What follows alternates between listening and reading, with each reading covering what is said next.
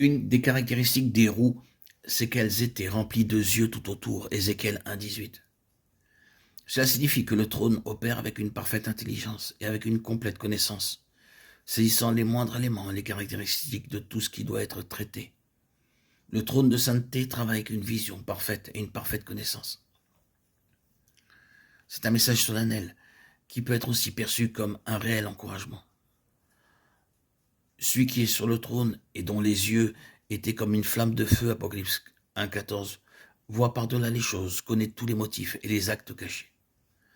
Ce n'est pas ce que nous voyons ni ce que nous aimerions voir, mais ce qu'il voit. Les yeux de sa gloire nous sondent, ils connaissent nos déceptions et toutes nos désillusions, les uns à l'égard des autres. Ils nous connaissent parfaitement et le Seigneur agit avec nous selon cette connaissance. Et nous ne pourrons pas mettre de côté cette réalité.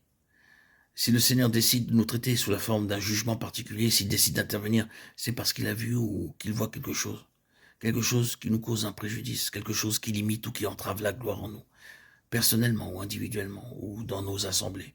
Il a vu quelque chose qui est contre la gloire, et il la prendra en main énergiquement, et il la jugera. Il veut nous élargir en éliminant certaines choses pour que la gloire puisse venir au-dedans et frayer une voie pour la nouvelle vie, afin que nous allions plus loin dans une nouvelle phase de son dessein. Peut-être aurions-nous aimé qu'il en soit autrement, mais voulons-nous nous tromper? Voulons-nous perdre quelque chose faute d'avoir reconnu nos torts? Voulons-nous que tout soit clair? La Bible se termine par la vision d'une ville qui est absolument transparente.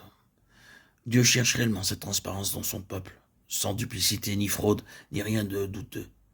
Combien nous avons besoin de juger nos motifs, combien nous avons besoin de nous tenir dans la présence de ce feu dévorant. Ésaïe 33,14.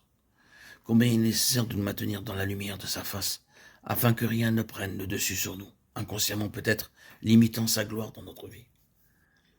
C'est un message d'une très grande importance.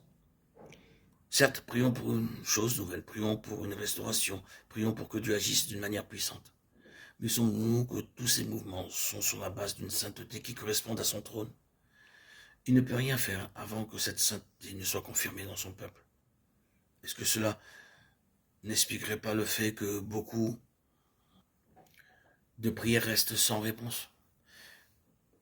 Car la parole déclare, si j'avais conçu l'iniquité dans mon cœur, le Seigneur ne m'aurait pas exaucé. Psaume 66, 18. C'est un très grand principe s'étendant à de nombreux domaines.